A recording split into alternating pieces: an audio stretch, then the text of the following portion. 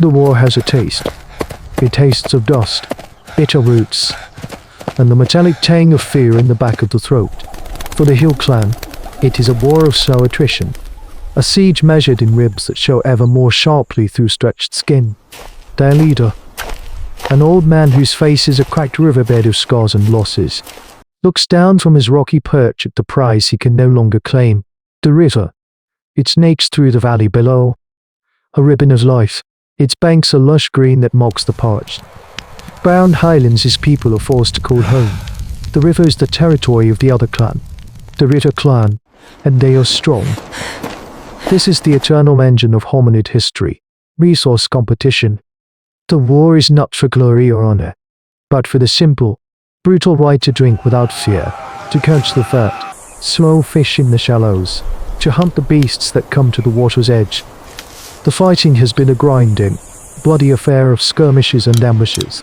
The Hill clan has lost 2 of its best hunters, their bodies left in the tall grass. The River clan has paid a price in kind, but the River clan has the water. They can afford their losses.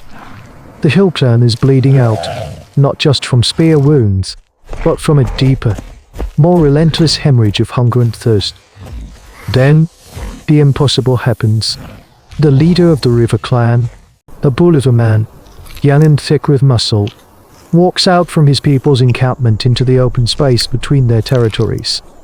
He is alone and, most shockingly, he is unarmed.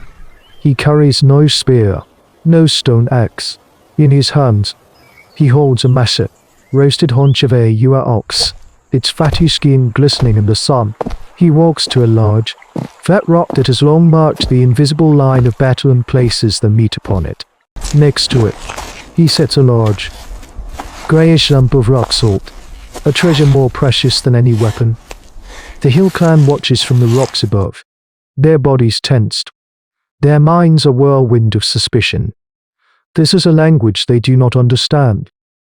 The bull looks up, meets the old man's gaze, and then performs a simple, deliberate pantomime. He points to the meat, then to his own mouth, and chews with an exaggerated motion. He points to his camp, where the smoke of a great fire rises. Then he holds up both his hands, palms open, a universal sign of peace. He is offering a feast, an end to the war. That night, a bitter debate rages in the Hill clan's shelter. The young hunters are adamant. It is a trap. They have never shown us mercy. One of them growls, his hand resting on the smooth shaft of his spear. Why now? The logic is sound, built on a foundation of pain and experience.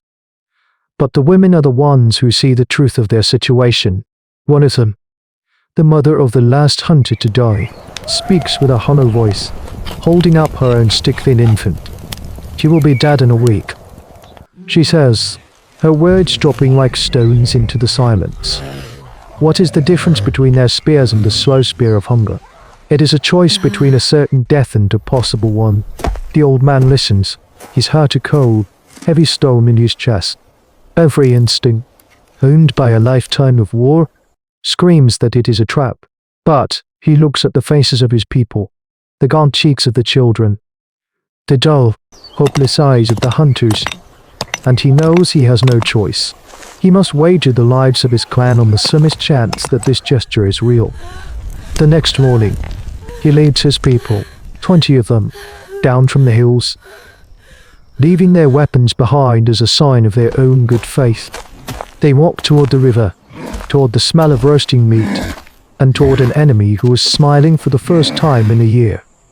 The scene by the river is a fever dream of plenty. 3 AUR ox are turning on massive spits over roaring fires. The smell of their roasting fat is dizzying, intoxicating perfume.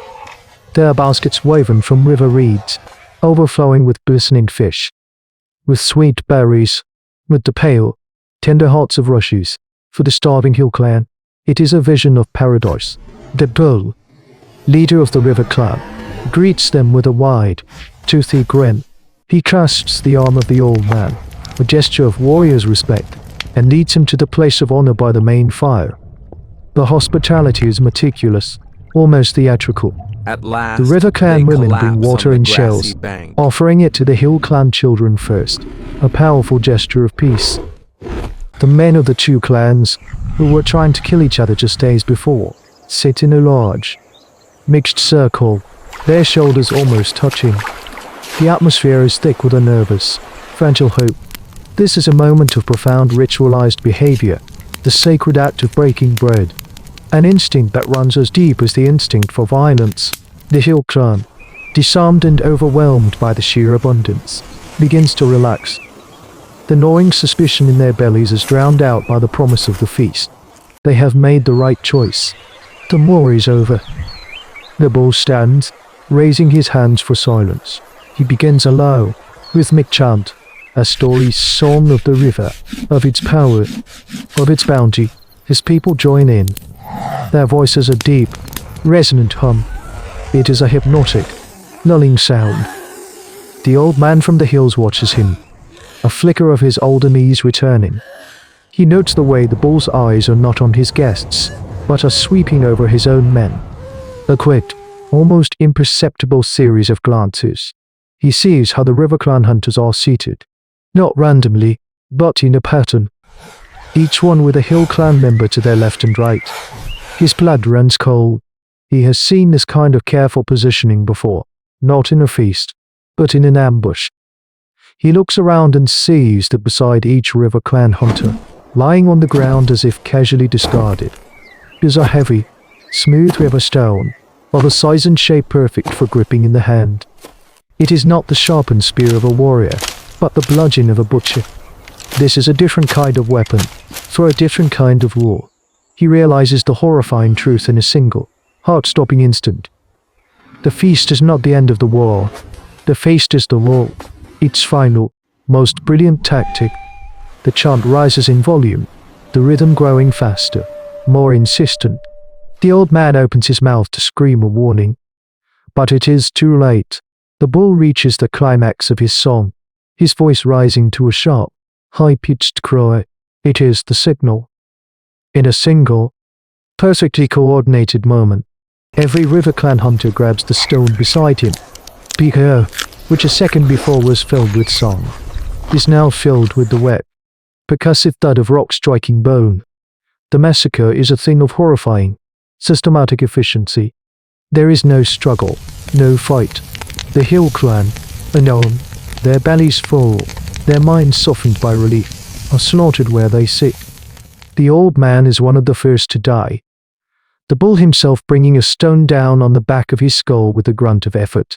A young hunter from the hills, one of the few to react in time, manages to get to his feet, his eyes wide with disbelief, before he is swarmed by 3 men and beaten to the ground. The river, which had promised life, now runs with the blood of the deceived. The red feast has begun undented in the space of 20 heartbeats. The aftermath is a blow from a butcher's nightmare. The fires still crackle, the smell of roasting meat now mingling with the thick, cloying scent of fresh blood. The bodies of the hill clan lie among the scattered remnants of the feast, a grotesque parody of slumber. The river clan stands over their work, panting, their faces and chests spattered with the evidence of their treachery. There is no triumph in their eyes, no celebratory roar. There is only a stunned, grim silence as they survey the chillingly effective result of their plan. The bull walks among the dead, his stone club still in his hand, his gaze cold and calculating. He is not a monster. He is a strategist who has made a hard choice. He has traded the honor of his clan for its security, exchanging a dozen of his own warriors' lives for the price of a single, well-planned meal. But the silence is broken. A scream, thin and high, cuts through the air. At the edge of the camp, near the rushes, a river clan hunter holds a struggling child, a boy of no more than 5 summers. He looks at the bull, his eyes asking the silent, terrible question. The bull's face is unreadable. He has just committed an atrocity. But this is a different threshold.